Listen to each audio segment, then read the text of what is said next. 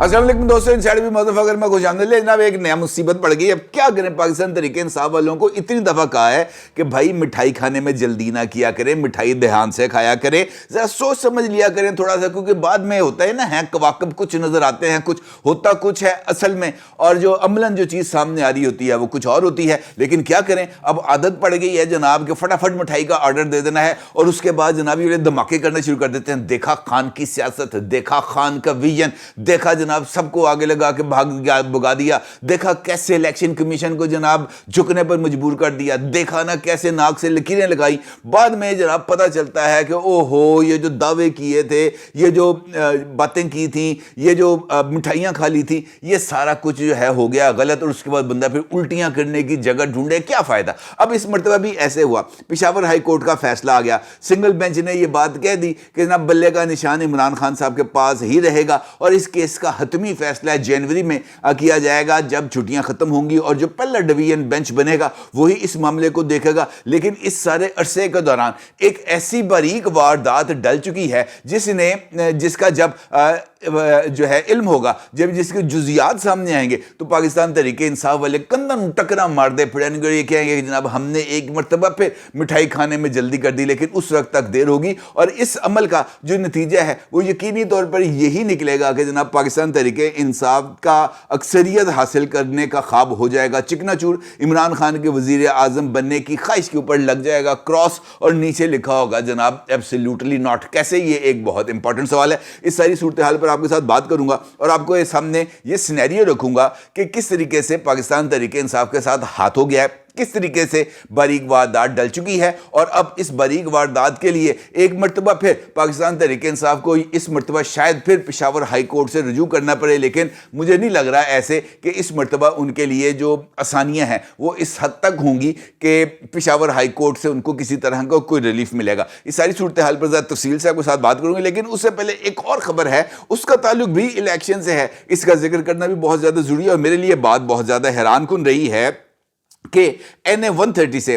जनाब नवाज शरीफ साहब के जो लाहौर है का हल्का, वहाँ से उनके कागजात नामजदगी मंजूर हो गए हैं, और पाकिस्तान तहरीक इंसाफ की तरफ से नवाज शरीफ साहब के कागजात नामजदगी पर ना किसी तरह के एतराज़ात किए गए हैं और ना ही एतराज़ात उठाने का फैसला किया गया है। इमरान खान साहब के मुशीर और पाकिस्तान तहरीक इंसाफ के ताज़ा बने हुए सीनियर नायब सदर जनाब लतीफ़ खोसा साहब ने कागजात नामजदगी मंजूर होने पर ना सिर्फ नवाज शरीफ को मुबारकबाद दी है, बल्कि उन्होंने इस बात का भी ऐलान किया है जनाब कि मुस्लिम लीग नून हो या पीपल्स पार्टी हो, नवाज शरीफ हो या आसिफ अली जरदारी हो, किसी के भी कागजात नामजदगी चैलेंज नहीं किए जाएंगे। और ख़ासतौर पर नवाज शरीफ साहब के कागजात नामजदगी को तो उन्होंने कहा जी कि बिल्कुल चैलेंज नहीं किया जाएगा। और यह स्ट्रेटजी बहुत ही ज़्यादा मनी खेज है, क्योंकि इसका मतलब यह है कि पाकिस्तान तहरीक इंसाफ ने नवाज शरीफ साहब के कागजात नामजदगी के हवाले से या नवाज शरीफ के इंतखाब को मुतनाज़ा बनाने के लिए कोई प्लान सोच लिया है, और उनका यह ख्याल है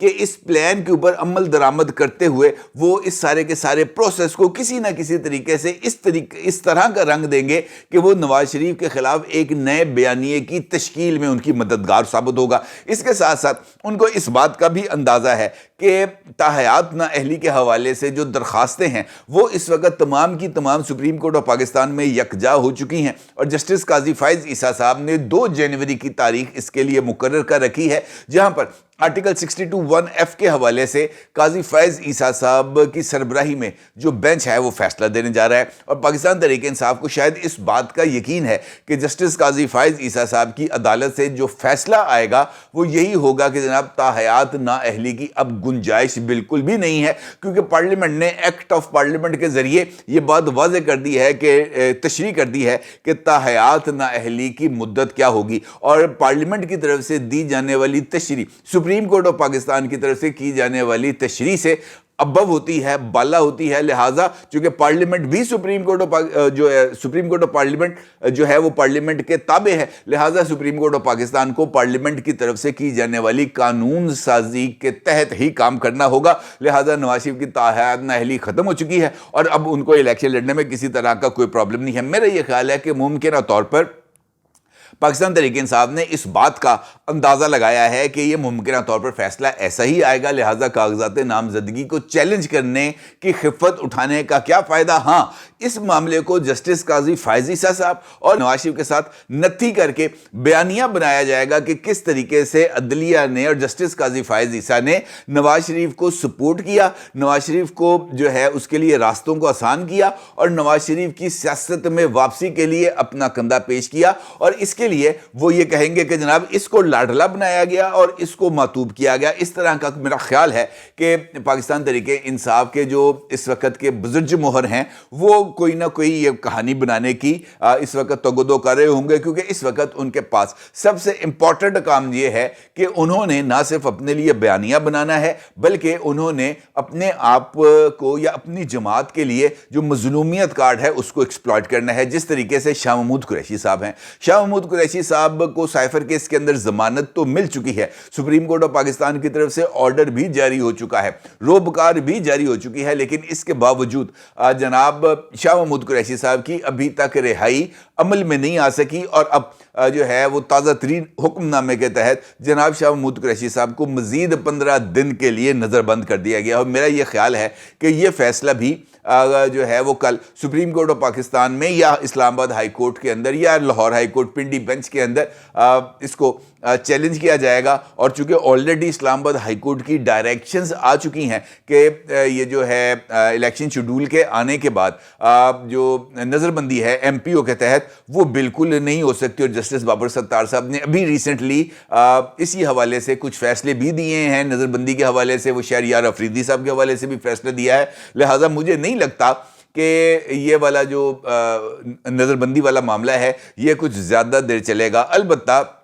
مجھے اس بات کی بارہا سمجھ نہیں آتی کہ یہ خام خواہ گناہ باللذت کرنے کا تک کیا بنتا ہے، یہ آج تک مجھے نہیں سمجھ لگتی یہ مشورے دینے والا کون ہے، اور کیوں یہ خام خواہ کی خفت جو ہے اس کو اٹھانے کے لیے لوگوں کو آگے کیا جاتا ہے، اس کے پس پردہ کیا محرکات ہیں یہ اللہ بہتر جانتا ہے، لیکن فی الحال مجھے ایسے ہی لگتا ہے جیسے یہ خام خواہ عادت بن چکی ہے کہ جناب اسی 100 پیاز بھی کھانے نے 100 لتر بھی۔ اب اگر یہی والے ہم کرائٹیریا کو دیکھیں تو پاکستان تحریک انصاف میں بھی ایسا ہی ہے، انہوں نے بھی مٹھائی کھانے کے لیے شرطیں لگائی ہوتی ہیں، اور کوشش یہ ہوتی ہے کہ جیسے ہی کوئی بات آئے سامنے تو ہم فٹافٹ مٹھائی کا آرڈر دے دیں۔ ابھی دیکھیں نا جس طریقے سے پشاور ہائی کورٹ نے کہا کہ جناب یہ جو بلے کا نشان ہے یہ پاکستان تحریک انصاف کو واپس ملنا چاہیے، واپس مل گیا۔ اب الیکشن کمیشن آف پاکستان نے یہ جو پشاور ہائی کورٹ کا فیصلہ ہے اس کو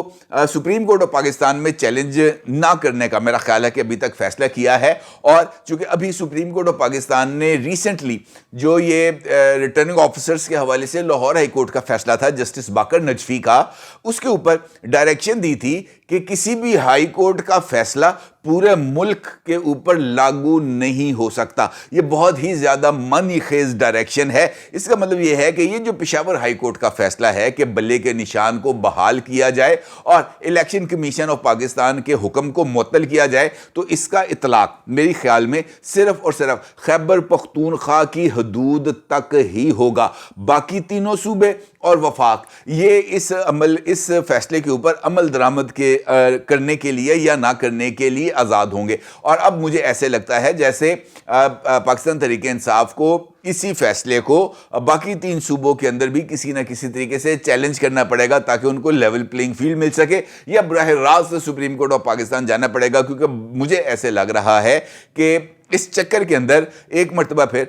جو ہے وہ عمران خان کی جماعت کے ساتھ ہاتھ ہو گیا ہے، اور پشاور ہائی کورٹ کی یہ بات کو سننے نہیں جا رہی۔ ایک لمحے کے لیے اگر اس بات کو ہم فرض بھی کر لیں کہ جناب بلے کا نشان واپس مل گیا ہے اور 4 صوبوں پر اس کا اطلاق ہوگا، تب بھی پاکستان تحریک انصاف کو اتنا بڑا ڈنٹ پڑ چکا ہے کہ جس کی بھرپائی ممکن ہی نہیں ہو سکے گی، اور اس کی وجہ اس کے جو میں نے آپ سے گفتگو کے آغاز میں کہا تھا نا، یہ جو باریک واردات ڈل گئی ہے اس کے پیچھے بھی ایک خاص ریزن تھی، کیونکہ اس چکر کے اندر یہ بلے کے نشان کے پیچھے بھاگنے کے چکر کے اندر وہ تاریخ گزر گئی ہے جس تاریخ تک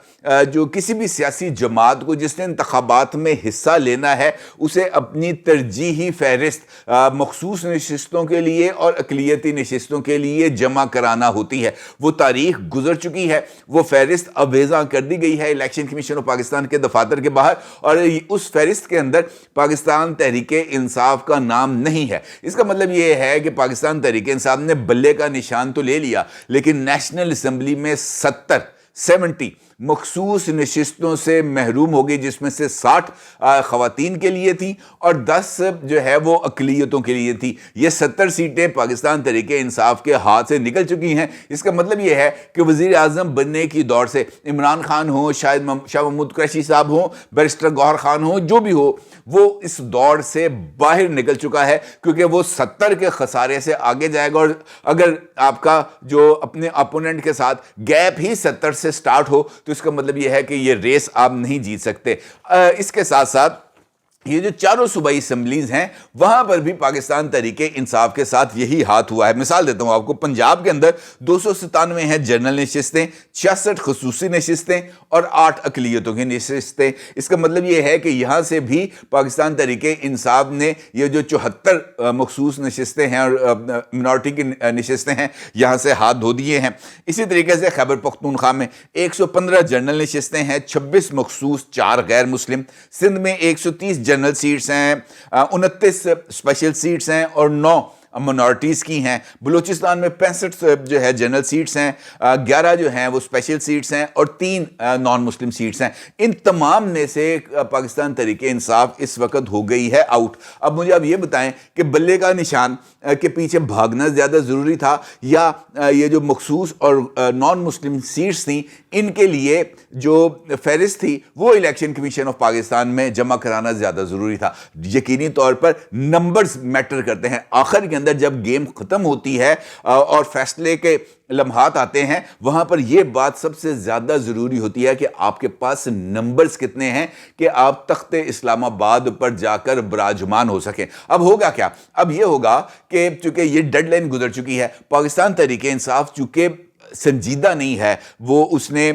اس سارے عمل میں ان کا بنیادی طور پر موقف جس طریقے سے میں نے آپ سے گزارش کی مظلومیت کو ایکسپلائٹ کرنا ہے اور یہ بتانا ہے کہ سسٹم ان کو کس طریقے سے پیچھے دھکیل رہا ہے, چاہے وہ درست ہیں چاہے وہ غلط ہیں. انہوں نے اپنی غلطی کوتاہی کو بھی کسی نہ کسی کے سر مڑنا ہے اور شاید یہ بھی ان کا ایک اسی بیانیے کے پلان کا حصہ ہو جس طریقے سے نواز شریف کے کاغذات نامزدگی کو چیلنج نہ کرنا ان کے پلان کا حصہ ہے. اس کا مطلب یہ ہے کہ اس انتخابات کو ہونے سے پہلے, انتخابات سے پہلے, انتخابات والے دن اور انتخابات کے بعد پاکستان تحریک انصاف نے اتنا واویلا مچانا ہے کہ اس پورے کے پورے انتخابات کے اوپر یا اس کی ساکھ کے اوپر ایک بہت بڑا سوالیہ نشان آ جائے. اور اب اسی تاریخ کو لے کر, انہی اسپیشل سیٹس اور منارٹی سیٹس کو لے کر پاکستان تحریک انصاف ایک مرتبہ پھر کسی نہ کسی عدالت کا دروازہ کھٹکھٹائے گی, اپنے لیے گنجائش حاصل کرنے کی کوشش کرے گی, الیکشن کمیشن آف پاکستان کو چیلنج کرے گی, ڈائریکشنز لینے کی کوشش کرے گی. ڈائریکشن نہیں ملے گی